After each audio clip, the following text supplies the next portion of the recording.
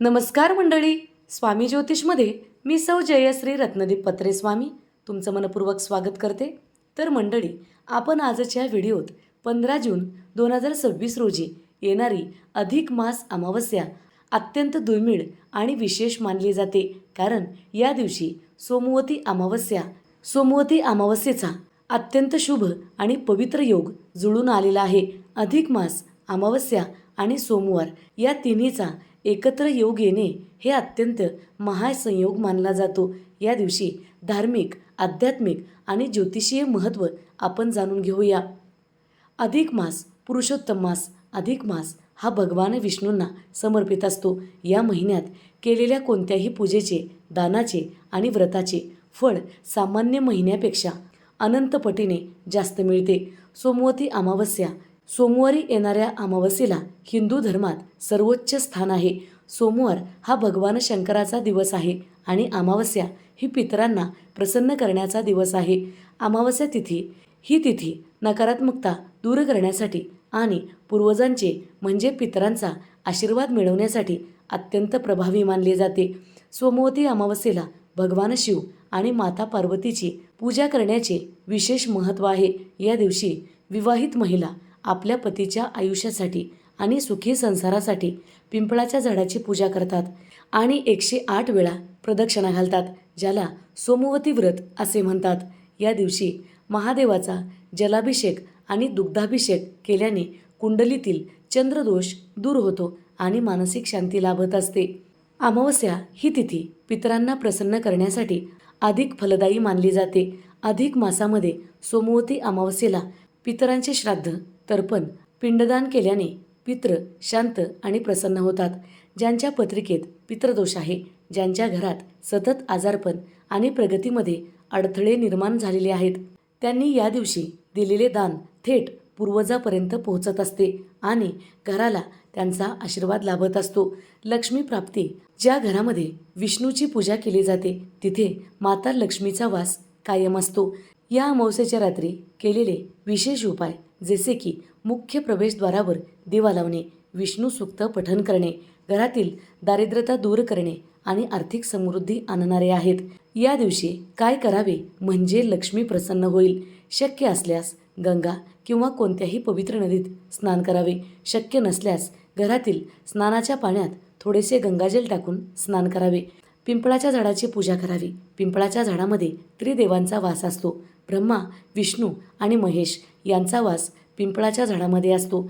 या दिवशी पिंपळाच्या झाडाला दूध आणि पाणी अर्पण करावे, दिवा लावावे आणि कच्चा सूत म्हणजे सुती पांढरा दोरा गुंडाळावा आणि प्रदक्षिणा घालाव्यात.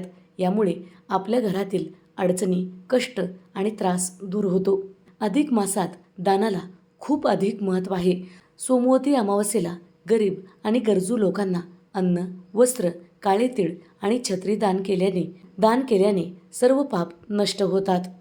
या दिवशी महामृत्युंजय मंत्राचा जप करावा किंवा ओम नमो भगवते वासुदेवाय नमः या मंत्राचा जप करावा. हे करणे अत्यंत फलदायी मानले जाते.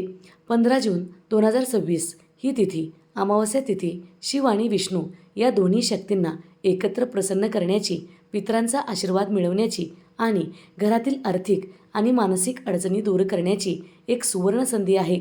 तुमच्या आयुष्यातील सर्व अडचणी दूर व्हाव्यात आणि सुख समृद्धी लाभावी यासाठी महत्त्वपूर्ण माहिती आपण पाहणार आहोत.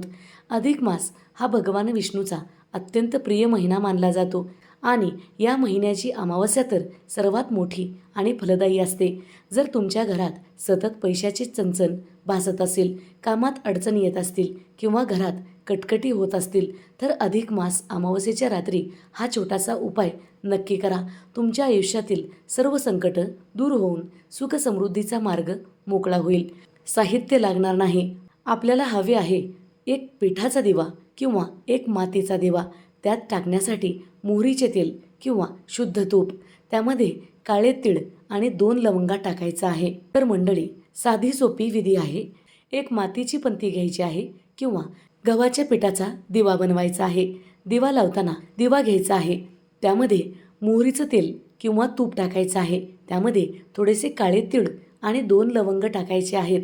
अमावस्येच्या रात्री सूर्यास्तानंतर हा दिवा तयार करा. दिव्यामध्ये मोहरीचे तेल टाकायचे आहे आणि कापसाची वात लावायची आहे. आता या दिव्यामध्ये थोडेसे काळे तीळ आणि 2 लवंगा टाकायचा आहे. हा दिवा तुमच्या घराच्या मुख्य प्रवेशद्वाराच्या बाहेर उजव्या बाजूला पूर्व दिशेकडे तोंड करून लावायचा आहे.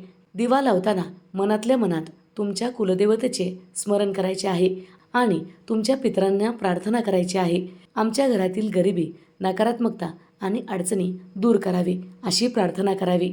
शास्त्रानुसार अधिक मास अमावस्येच्या रात्री मुख्य दारावर लावलेला हा दिवा पितृदोष शांत करतो, घरात लक्ष्मीचा प्रवेश सुकर करतो. कारण अमावस्येच्या दिवशी लक्ष्मीला प्रसन्न करण्यासाठी हा दिवा आपणास मुख्य प्रवेशद्वारावर लावायचा आहे. या दिवशी माता लक्ष्मी आपल्या घरात प्रवेश करावी, आपल्या घरात माता लक्ष्मी स्थिर व्हावी म्हणून असा दिवा आपण मुख्य प्रवेशद्वारावर लावत आहोत. तर मंडळी, हा दिवा लावल्यामुळे घरात नकारात्मक शक्ती प्रवेश करत नाही आणि वाईट नजर जर आपल्याला लागलेली असेल तर ही ऊर्जासुद्धा कमी होते. हा उपाय अत्यंत प्रभावी आहे. हा छोटासा पण शक्तिशाली उपाय तुम्ही नक्की करून बघा. माहिती आवडली असल्यास व्हिडिओला लाईक करा, तुमच्या जवळच्या मित्रांना शेअर करा आणि अशाच आध्यात्मिक माहितीसाठी आपल्या स्वामी ज्योतिष चॅनलला सबस्क्राईब करा. ओम नमो भगवते वासुदेवाय हा मंत्र कमेंटमध्ये लिहा. असे केल्याने आपल्या अडचणी, कष्ट, त्रास नक्की दूर होतील.